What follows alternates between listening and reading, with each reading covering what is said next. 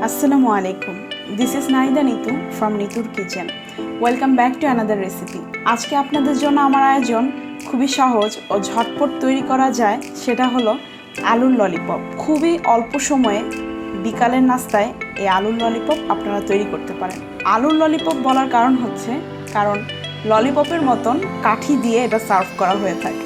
প্রথমে 2 কাপ সিদ্ধ করে রাখা আলু নিয়ে নেব, আধা কাপ পেঁয়াজ কুচি ও বরবটি কুচি দিয়ে দেব। আপনারা চাইলে এখানে গাজর কুচি কিংবা আপনাদের পছন্দ অনুযায়ী সবজি দিয়ে দিতে পারেন।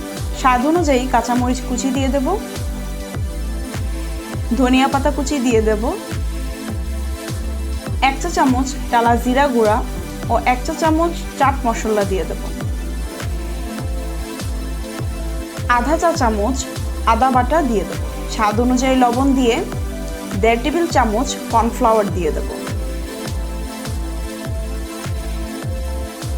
আধা চা চামচ করে মরিচ ও ধনিয়া গুঁড়া দিয়ে দেব। এবার সবকিছু একসাথে মিশিয়ে নেব।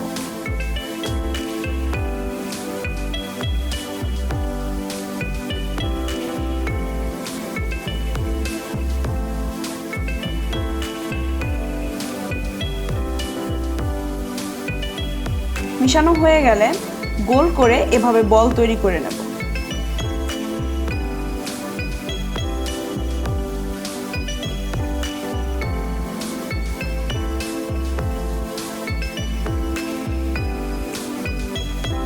সবগুলো বল একসাথে তৈরি করে নেব। এরপর বলের উপর কোটিংয়ের জন্য প্রথমে ডিমে ডিপ করে ব্রেড ক্রাম্ব দিয়ে কোট করে নেব।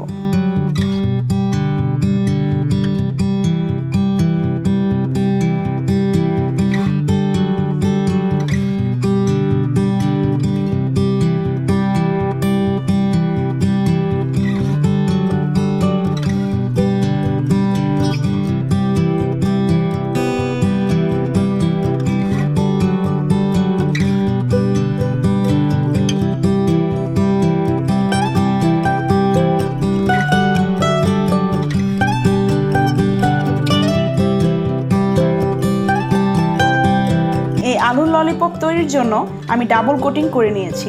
এখানে ব্রেড ক্রাম্বে প্রথমে কোট করে আবার ডিমে ডিপ করব, তারপর আবার ব্রেড ক্রাম্ব দিয়ে কোট করে নেব। এতে আলুর কোটিংটা খুবই সুন্দরভাবে লেগে থাকবে। ভাজার সময় কোটিং ছুটে যাওয়ার কোনো সম্ভাবনা নেই। এবার চুলায় প্যান বসিয়ে মাঝারি আঁচে প্রথমে তেল গরম করে নেব। তেলটা খুব বেশি গরম হওয়া যাবে না, আবার খুব ঠান্ডাও হওয়া যাবে না। ভাজার জন্য আলুর ললিপপগুলো দিয়ে দেব। খুব বেশি সময় নিয়ে ভাজার কোনো প্রয়োজন নেই, 2 থেকে 3 মিনিট ভেজে নিলে হয়ে যাবে।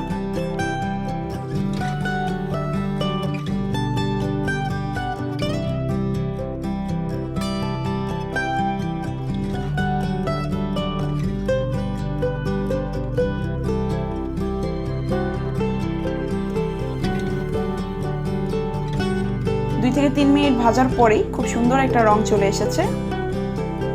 এবার নামিয়ে নেব। তৈরি হয়ে গেল আলুর ললিপপ। আশা করি আপনাদের কাছে আমার এই রেসিপি ভালো লেগেছে। ভালো লাগলে প্লিজ আমার চ্যানেলকে সাবস্ক্রাইব করবেন, লাইক কমেন্ট শেয়ার করে দেবেন।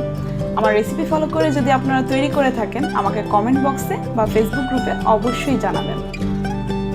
আপনাদের কমেন্ট আমাকে অনেক উৎসাহ জাগায় পরবর্তী কাজের জন্য। আশা করি সবাই ভালো থাকবেন, সুস্থ থাকবেন। আল্লাহ হাফেজ।